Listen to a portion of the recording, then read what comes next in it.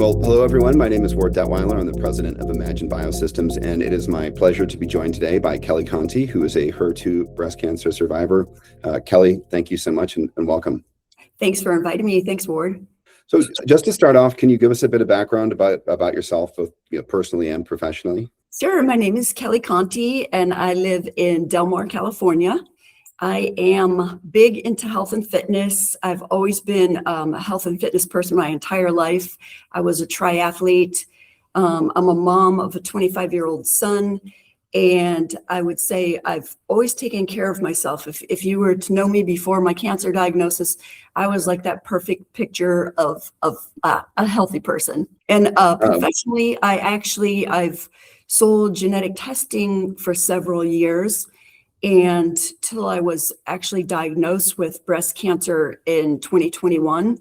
And as I was going through my treatment, and we can talk about this in more detail, but as I was going through my treatment, I actually thought that the chemo was going to kill me. So I thought, if I actually survive this, I'm going to eventually get into the industry where I'm doing something in research to help future breast cancer survivors. So I currently work for a global clinical research organization. So can you describe your breast cancer journey for us? Sure. I would say more of a nightmare is a better word for it. So in 2021, in January, I found a lump in my breast. So one lump, actually two lumps. One lump was the size of a small grape, and the other one was the size of a pea, I would say. So I went to my OBGYN, and she sent me to get a mammogram and an ultrasound. After that first mammogram and ultrasound, they came in and they said, nope, we don't think it's breast cancer, but we're going to follow it for a little while. So 6 months later, again, I went in, mammogram, ultrasound, nope, we don't think it's breast cancer. The grape started to grow a little bit. And during that summer, so it was actually over a course of 10 months, I was getting really exhausted. So I knew something wasn't right. But as women, we believe the doctors. So a lot of people will ask me now, why didn't you get a biopsy?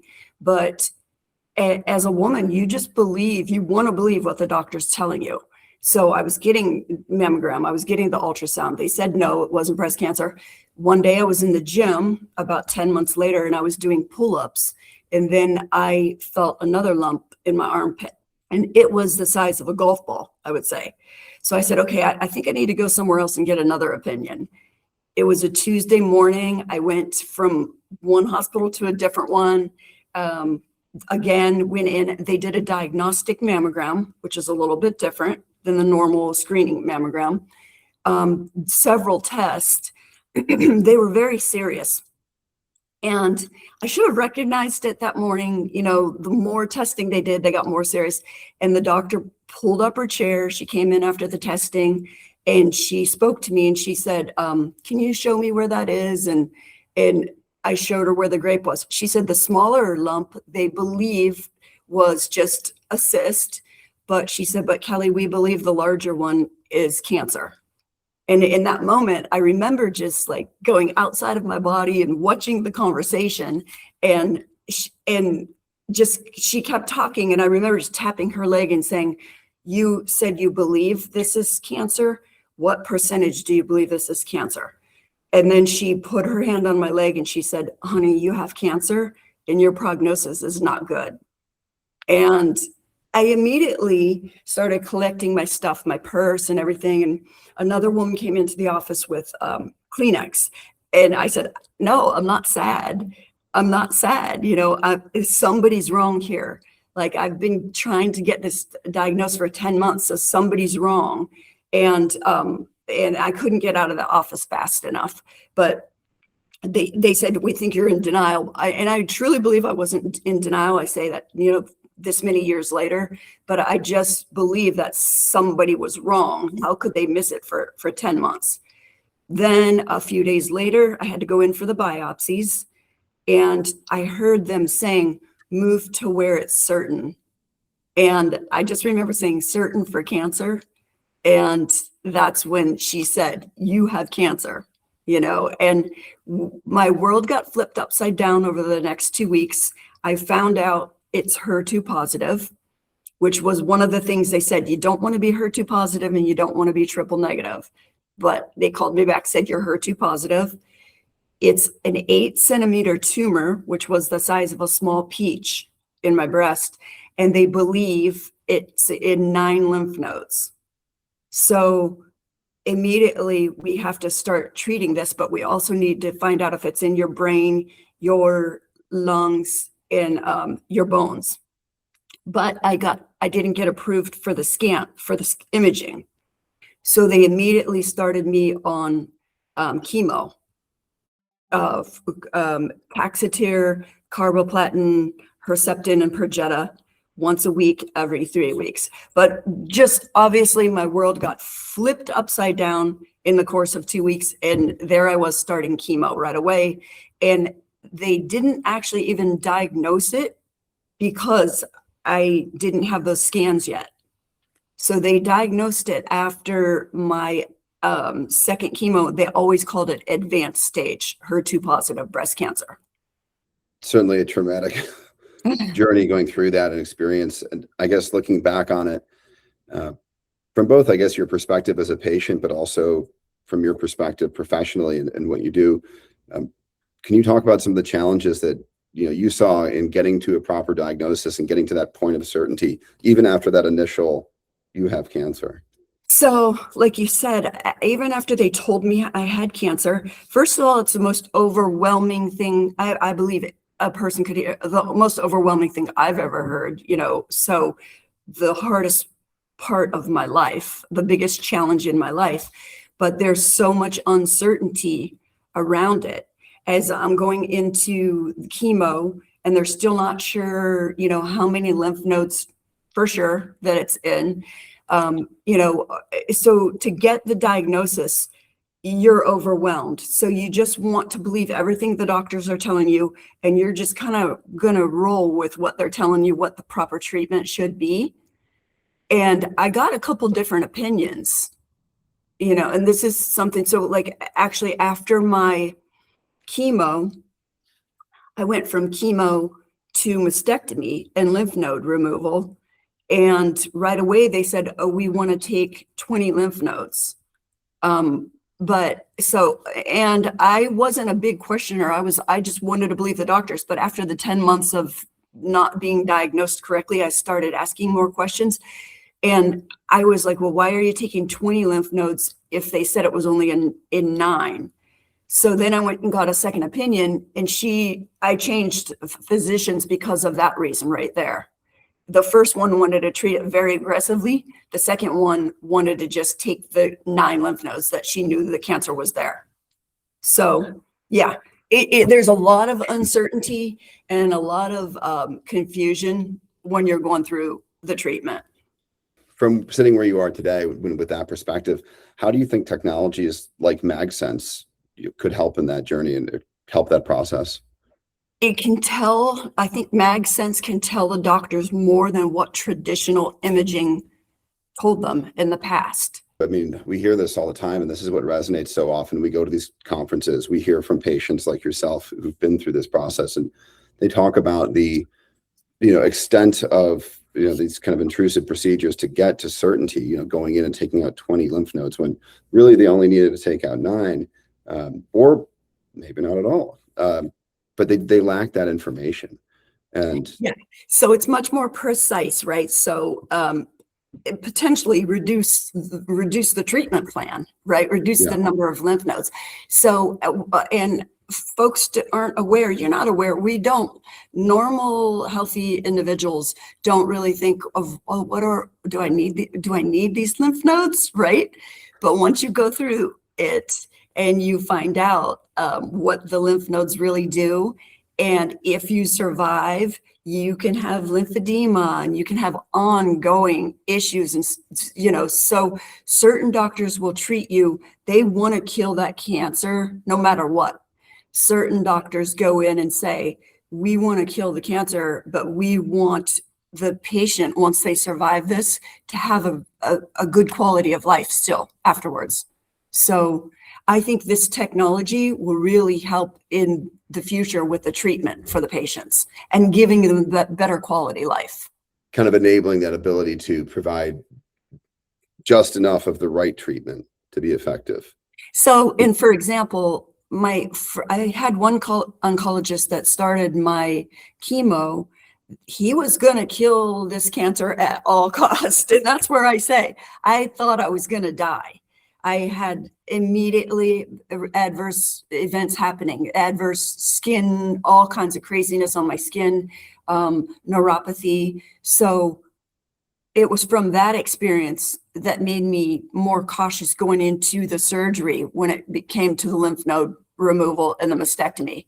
So yeah, I think any technology and anything we can do as patients too, to join a study to help in the future patients is just priceless. Let's maybe talk about that a bit, because when you get that initial diagnosis, and you hear you have cancer, I mean, it's terrifying. And it's the last thing I'm sure anyone wants to do is do anything extra that they don't have to do now that I've received this news. But can you talk a little bit more about why you think it's so important for women to participate in these kinds of trials, like our phase 2 study for MagSense? Yeah, and I don't think it's that I remember when it was all happening to me, I said yes to a clinical study because I did think you're going through so much. First of all, you're going through so much.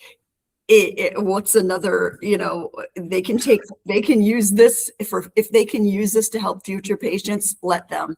But in this case, it's also helping yourself too.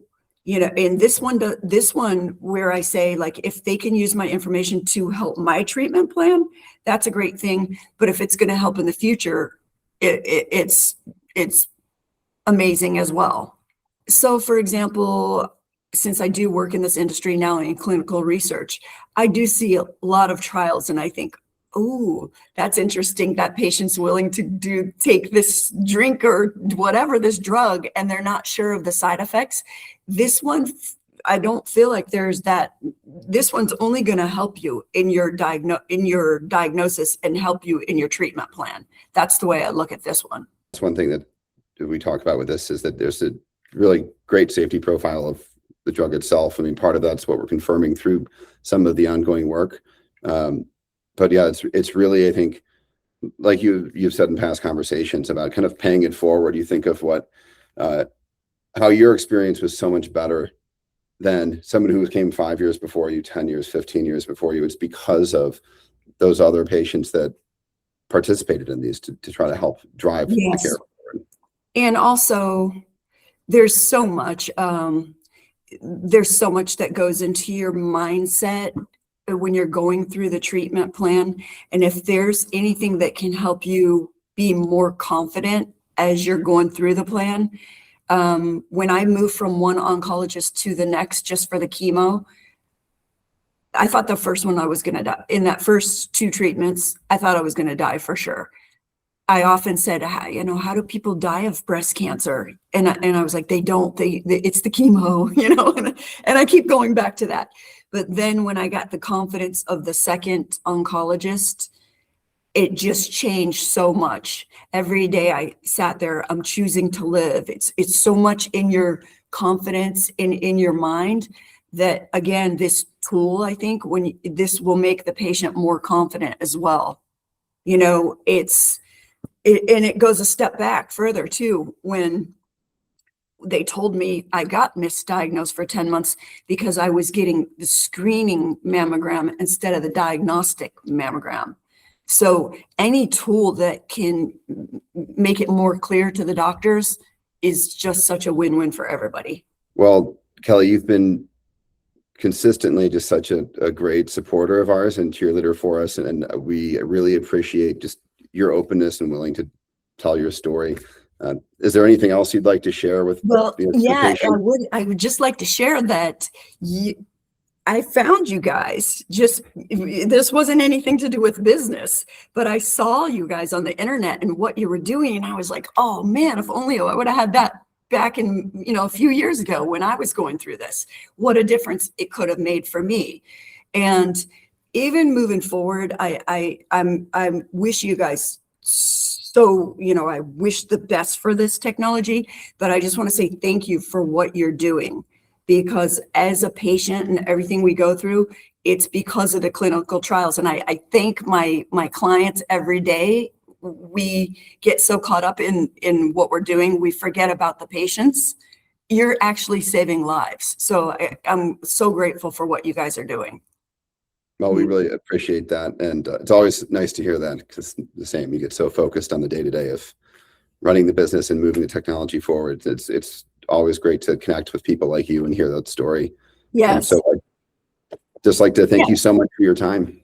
And I hope that, and this is a question for you, actually, as I learn more about it, as a cancer survivor, is this something, because we're constantly looking for recurrence, right? This is something that if it does come back, that I may need to use in the future. Is that right to see? Yeah. I mean, certainly. And that's one of the things that's, as we go forward and we learn more, we collect more data, that we'll be able to see, is being able to look at progression and kind of hopefully track the effectiveness of treatments and how that patient's doing. So I think there's so much potential for this technology, and both in HER2 breast cancer and beyond, because we have other applications that we've been developing as well. That's amazing too. I constantly say that cancer is a stalker, and once you have it, it's just that stalker back there. So the more knowledge that we have, the more power that we have against that. That's how I feel about it. So yeah, I wish you the best. Well, thanks. And we're excited to see how it evolves and how it continues to move forward. And it's an exciting technology, and it's even more exciting and fulfilling to talk with people like yourselves and hear that story and get that feedback. So thank you so much, Kelly. And I appreciate all your time today. Okay. Thank you.